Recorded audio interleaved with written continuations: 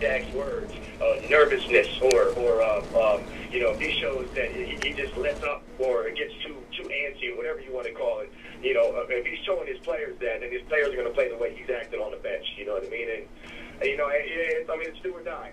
It's do or die. You know what I mean? It's game 7. It's win or go home basically. And I think Orlando can step up and play a big game. If they played the game, they know how to play. That they played all season long. But you're absolutely right when you said that. There was a couple of games in this series that they allowed Boston to come back.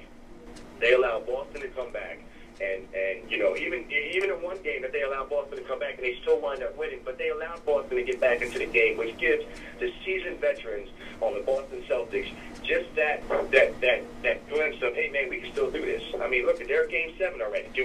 Honestly, I didn't expect this game to go 7, the series to go 7 games because of the way Chicago played them in the first series. They played them so tough. Physically, physically they were just beating each other up, and they played each other so tough that I didn't think that Boston had enough in them to take 7 games from Orlando. But like you said, with Orlando letting up, Boston saying, listen, we still got this. And now we're going home on the 7th, we're going home for our 7th game here in this series. It's ours. The swagger's on them because they're still the champs. Yeah, you got to beat them.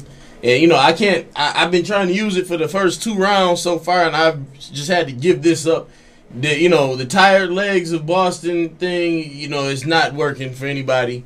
And, everybody expected at the end of the season they had that push run with Kevin getting hurt trying to hold on to home court against Cleveland, played a lot of minutes. Chicago made them play more minutes than anybody should have to. And then, the Magic were just supposed to have fresh legs, which even, going into the Cleveland series, I'd like to say fresh legs. But, LeBron James and them are actually playing extremely high-quality basketball. It's not about legs with them. It's about execution and teamwork. They're only allowing 78 points, so far in this playoffs. They're allowing 78. The other team just scored 78 points. They beat every team. Every game that they've won, they won by double digits. You know what I mean? So, and then, like you said, they're playing sound basketball right now. If they're missing a shot from the outside, there's a man under the rim grabbing that rebound. Yep. So, I think the Magic give the Celtics a lot of fast break opportunities with a lot of early shot clock possessions. A lot of wild threes without letting your bigs get established for rebound opportunities. Like, for example, in the last game, even though they won it, I saw a lot of the times, when they would come down, they would pull the 3 while Dwight is crossing the half-court line. Yeah. And he gets to the paint just in time to maybe take a swipe at Kendrick Perkins or Big Baby to try to knock it loose, or Rondo a lot of times. And then when Dwight was getting the ball, because, even though this is the strategy that they have to go with to feed Dwight, when Dwight was getting the ball in the lane, and he's going to get fouled, and he's not a great free throw shooter. I don't care if he shoots 20 free throws because I know that's 10 fouls that somebody has to get. Last game, Big Baby had 5, Glenn had 5, Scalabrine was sitting with like 4 or 5, and Ray Allen had 5. They can't defend in the fourth quarter when you're afraid of fouling out. And that was the point. And then it's not even that you have to feed Dwight the entire time because he does need touches to get those fouls easier. But once they were hurt, Rashard Lewis was coming through the lane. It was more open for Turkoglu to penetrate and kick. Everybody could get in there and was getting free throws and getting shots. The Magic shot horrible from the free throw line this last game. They could have blown Boston out if they would have made their throws. But at the end of it, that's what you got to do to soften the middle. It's not really specifically about Dwight Howard, but he is your best post presence, so it is kind of about him. To soften the middle. And then once you can get into the lane, man, you can win basketball games easy. Free throws, the time isn't ticking. There's no defender. You just got to make them. And, if they do that better, they'll have a better chance of winning. They haven't been performing as a team at the stripe. So, pound it in the middle. Get those free throws. Boston's got that short bench. The ideal situation for Orlando would be to be facing Stephon Marbury, Eddie House, Mikey Moore, Brian Scalabrine, and Kendrick Perkins in the fourth quarter. That's what you want.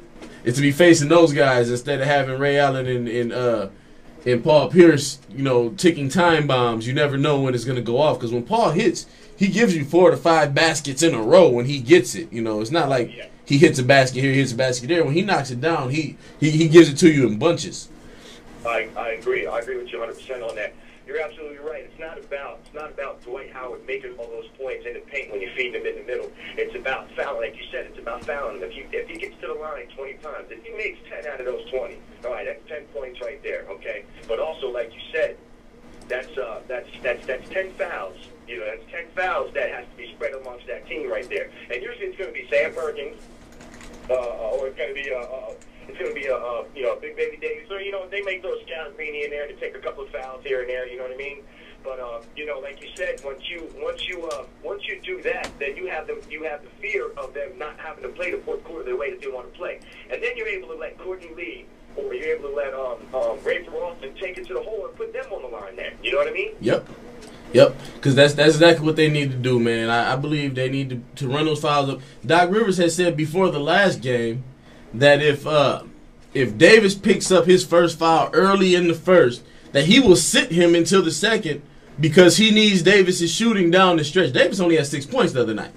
But Davis, if you say that before the game, me as an aspiring coach, or what Stan Van Gundy should have said is, that was really retarded that you would say that, Doc Rivers. Exactly. I'm going to attack Davis the whole first quarter until I get those fouls out of him. The first 3 possessions are going to be isolation plays against Big Baby Davis, and I'm going to try to do a pick and roll switch that will make him have to check Rashard Lewis instead of banging out, make him check that finesse. The Celtics have strong big men, but they're not quick on their feet, and they're definitely not graceful. And Rashard Lewis may be your, even if you send Lewis to the paint to attack those big guys, the point is to attack them. Dwight Howard is your best player, so he should touch the ball the most. But, if you know that these guys don't have the foot speed of Rashard Lewis, definitely by all means let Rashard Lewis take them off the dribble and draw those fouls with that pump fake and let them land on your back and, throw it up and get what you need to get. On that, we're going to get ready to switch gears here a little bit because my man had all of his hockey series predictions correct. They didn't go game by game the way we needed them to, but they all worked out in the end. First off, though, we're going to let you know, if you're just now tuning in, this is Go Dominion Sports with your boy Dizz Dominion and my man Supreme checking in from New Jersey with all the sports analysis and highlights and statistics that you need. It's currently 59 degrees in Flint, 15 Celsius if you mess with that metric, 90% humidity with wind going 26 miles per hour. I like that.